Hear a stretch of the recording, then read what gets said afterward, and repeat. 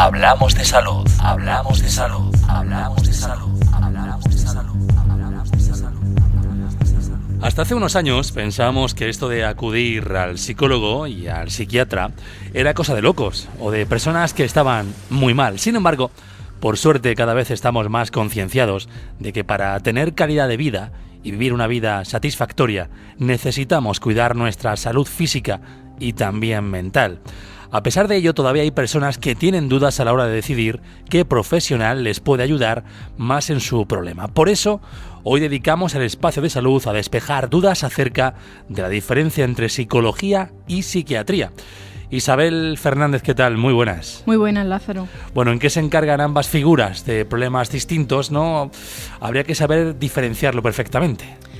Pues depende. Voy a explicar en qué consisten ambas disciplinas y luego ya me voy a las diferencias que tú me preguntas para que nos entendamos mejor. El psiquiatra es un médico especializado en psiquiatría, es decir, es un profesional que para ejercer la psiquiatría ha estudiado una carrera de medicina y luego ha tenido que hacer un MIR especializado en psiquiatría durante al menos 4 años, en los que pasa por distintos centros para hacer, digamos, como unas prácticas. Los psiquiatras se encargan, digamos, de la parte biológica de los trastornos mentales graves y de los problemas psicológicos. Es decir, en algunos trastornos mentales, como el trastorno bipolar, la esquizofrenia o las depresiones muy graves, se sabe que a consecuencia del trastorno se alteran algunos neurotransmisores, que son las sustancias encargadas de distintos procesos en nuestro cerebro.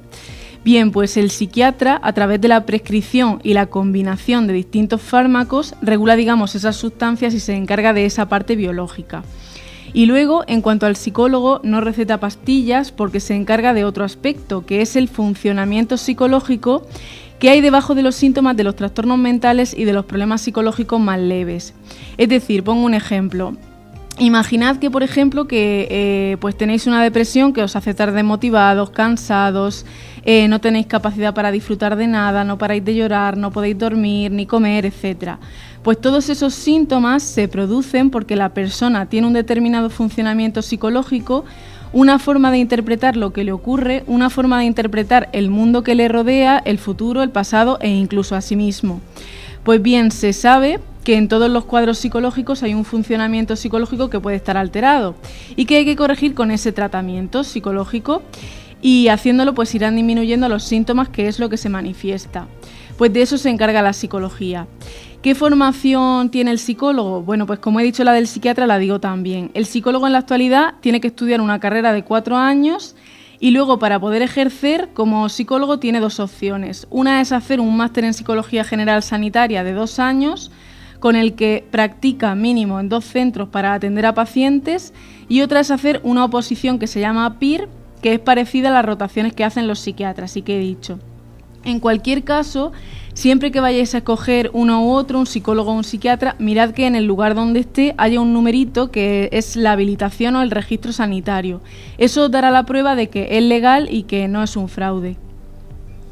Muy bien, bueno, pues yo tengo dudas. Entonces, ¿en todos los problemas psicológicos y trastornos mentales debemos ponernos en mano tanto de psiquiatra como de psicólogo? ¿O los graves son del psiquiatra y los leves del psicólogo? No necesariamente. Hay problemas psicológicos en los que la persona tiene unos síntomas que le pueden provocar muchísimo malestar y sufrimiento, ¿no? Pero a veces tomar fármacos como las benzodiazepinas o los antidepresivos para ese malestar sería como anestesiar los síntomas que te están diciendo que hay algo que en tu vida o en ti pues no funciona bien y que debes cambiar. Es decir, que no todos los síntomas son malos porque aunque nos hagan sufrir. ¿A qué me refiero? Pues por ejemplo, cuando fallece una persona cercana y estamos en duelo, tenemos una serie de síntomas como el insomnio, la ansiedad, el llanto, la tristeza, la desgana. Pero esos síntomas, por mucho sufrimiento que produzcan, son necesarios para que la persona pueda elaborar la pérdida, para que digamos que su cerebro pueda procesar que su ser querido ya no está. ¿Qué pasa si yo, por ejemplo, me tomo un antidepresivo ante un duelo? Digo un antidepresivo porque los síntomas del duelo son muy parecidos a los de una depresión. ¿Qué pasa? Pues que al anestesiar esos síntomas, mi duelo no se hace y se me puede cronificar de tal forma que yo misma me esté causando un problema psicológico para siempre. Yo, para que se entienda esto, siempre lo relaciono con un problema físico. Imaginad que os habéis roto una pierna y que os duele mucho y que en lugar de ir a que os hagan una radiografía, os la escayolen y luego os hagan rehabilitación, pues cogéis e intentáis que el hueso vuelva a soldarse tomando ibuprofeno. Pues esto es lo mismo que ocurre con los psicofármacos. Y lo mismo ocurre con otros problemas como, por ejemplo, cuando la gente va a que le receten ansiolíticos para la ansiedad, siendo esa ansiedad causada porque la persona ha tenido una época de mucho estrés en su vida. Por ejemplo, imaginad que os habéis quedado en paro, que no sabéis si podréis pagar un alquiler, etc. Aquí la ansiedad es desagradable, pero es totalmente sana porque es una alarma de nuestro cuerpo que nos dice que nos tenemos que movilizar para resolver nuestra situación. Entonces, ¿qué pasa si aquí tomo un ansiolítico? Pues que me alivia a corto plazo, pero a largo plazo son como las drogas. El cuerpo se habitúa y entonces siempre voy a necesitar una pastilla para estar tranquilo.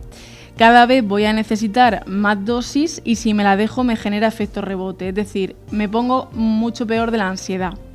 Entonces se me junta por un lado mi problema económico con por otro lado un problema que ya sí se puede considerar un problema de salud mental, que sería la cronificación de una ansiedad que al principio no era patológica. Al final, el que el problema sea leve o grave no es un criterio para saber si necesito pastillas o no. Esto, aunque yo lo explique de forma general o lo intento explicar, lo mejor es que sea una u otra figura, psicólogo o psiquiatra, quien lo determine cuando yo vaya y me hagan una evaluación correcta a mi problema. ¿Y hay problemas de salud mental muy conocidos en los que debamos saber que es necesario combinar fármacos con tratamiento psicológico para lograr, podríamos decir, esa cura definitiva? Pues, por ejemplo, en los trastornos depresivos, pero solo en los que son de carácter grave o muy grave. Los síntomas de depresión son consecuencia de un funcionamiento psicológico. Si la depresión es leve o moderada, no se recomienda que la persona tome pastillas, sino que vaya a psicología, y por esto que he dicho antes de que hay que solucionar el problema de base y no los síntomas para no crear dependencia al fármaco. Pero lo que ocurre en el caso de la depresión grave es otra cosa, que es que la depresión, cuando es muy grave, produce embotamiento mental a la persona, falta de atención y dificultad incluso para pensar. Aquí es la fase en la que vemos que el paciente ya está como muchos días en la cama, que no se levanta y que no puede parar de llorar. Aquí sí que hay que comenzar poniendo un fármaco. ¿Por qué? Porque en esas condiciones la persona no se puede beneficiar del tratamiento psicológico. Directamente no puedes hablar con ella y sacar nada en claro. Entonces tiene que tomar un fármaco y a partir de los 15-20 días en los que ya empieza a hacer efecto porque aumenta la concentración en la sangre, entonces ya se comienza la terapia psicológica. Luego, cuando la persona ya está trabajando unas semanas en terapia psicológica, probablemente el psiquiatra lo que haga es que vaya progresivamente bajando y ajustando las dosis para evitar esa dependencia a fármacos que también he dicho antes. Y luego también en problemas como el TDAH, el trastorno por déficit de atención e hiperactividad, que se diagnostica mucho en niños, también es así. Es decir, si vemos que el niño tiene muy poca capacidad de atención y no se puede estar quieto de forma muy intensa, tiene muchos accidentes, está muy irritable, aquí se pone un fármaco para disminuir esto y posibilitar que se beneficie de las técnicas psicológicas. Es decir, yo no le puedo dar, por ejemplo, a un niño con TDAH técnicas de relajación si al entrar a la consulta pues está dando saltos, ¿no? Esto es un ejemplo muy claro. Esto es bastante complejo, aunque parezca que no. Entonces, si alguien nos está escuchando y está pasando por un problema psicológico o tiene problemas que le hacen sufrir, ¿por dónde empieza? Porque me imagino que habrá gente que pensará, no sé si mi problema lo atiende el psicólogo o el psiquiatra. Claro, y es normal que la gente no sepa muy bien dónde acudir al principio. Por desgracia, en nuestro Sistema Nacional de Salud Pública, lo que más a mano tenemos los pacientes, si no queremos pagar una sanidad privada, es el médico de cabecera. Lo que ocurre es que el médico de cabecera no tiene una especialización en salud mental, entonces hacen lo que pueden muchas veces y a veces más de lo que pueden. Se sabe que el 40% de las personas que van al médico de cabecera de nuestro centro de salud o de cualquier otro ambulatorio van por síntomas de problemas psicológicos. ¿Qué pasa? Que el médico de cabecera le receta pastillas, ansiolíticos o antidepresivos que les alivia a corto plazo esos síntomas. Entonces la persona se engancha a eso como un clavo ardiendo. Si hoy salimos aquí a la calle, a la carretera de Murcia y nos ponemos a hacer un sondeo, os sorprendería la gran cantidad de gente que quizás hace 5 o 10 años fueron a su médico de cabecera por ansiedad o por estrés o por problemas para dormir y entonces les mandaron Orfidal y se lo siguen tomando aún como rutina y sin control médico, que es lo peor. Es decir, van, se los recetan y ni siquiera se cuestionan si hay otras alternativas o si al cabo de un tiempo deben seguir tomándolos o si no. Y esto ya en algunos casos es una adicción. Sin embargo, por suerte, cada vez nos encontramos con gente que pide ayuda más abiertamente ante los síntomas psicológicos. De hecho, ya hay porcentajes del Instituto Nacional de Estadística, del INE, que dicen que los jóvenes entre los 15 y 29 años cada vez rechazan más el tomar pastillas y quieren menos soluciones rápidas y más soluciones más profundas. Y más a largo plazo de los problemas, por lo que van más a psicología. Yo creo que esto también está causado porque la generación más joven ha tenido más suerte a la hora de formarse y está más informada, y eso les hace cometer menos errores en su salud. ¿Por dónde empezamos, como tú preguntas? ¿Por qué profesional? Pues da igual al final si tú pides la cita antes en psiquiatría o en psicología. Porque si son buenos profesionales, ante la detección de la necesidad de llevar los dos tratamientos simultáneamente, ellos te derivarán al otro. Lo que sí que yo destacaría como un buen resumen de todo lo que he dicho es que en cualquier caso debemos evitar caer en el consumo de pastillas tipo Orfidal, Lorazepam, Tranquimacin, de forma crónica y sin control del especialista.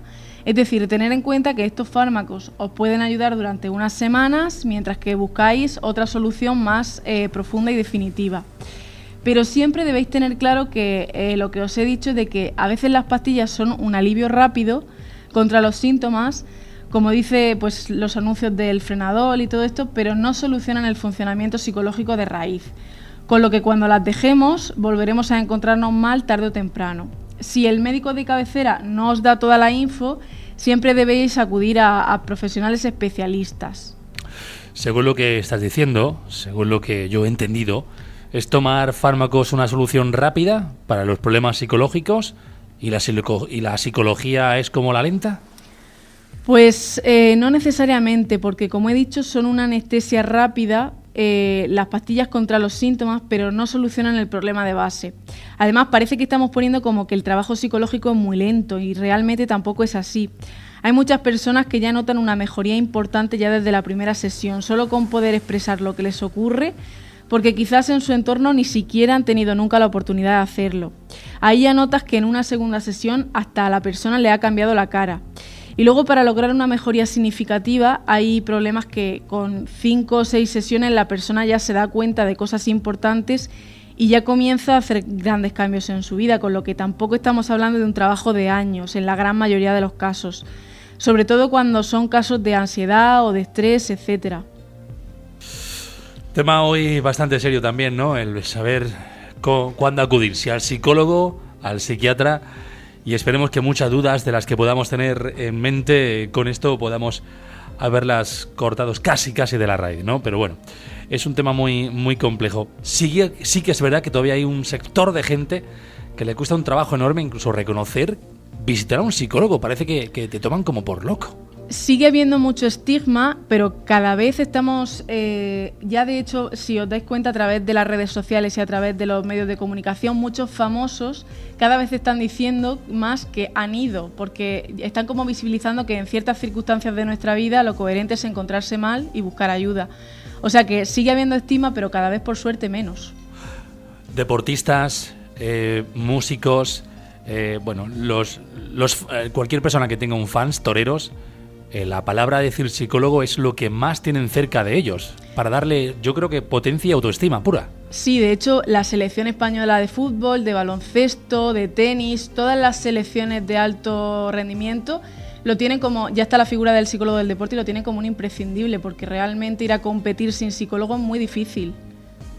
Muy complicado tiene que ser, así es. Isabel Fernández, gracias por ponernos una semana más un tema importante para aprender contigo. Si tuviéramos que hablar de este tema o de otro, ¿dónde podemos localizarte? Pues como siempre, podéis preguntar cualquier duda a través de las redes sociales de Instagram y de Facebook de Isabel Psicología, y también nos encontramos en la consulta de psicología de Policlínica Cedejín, enfrente de la Plaza del Alpargatero. Muy bien, bueno, pues la semana que viene, Isabel, más y mejor. La semana que viene más.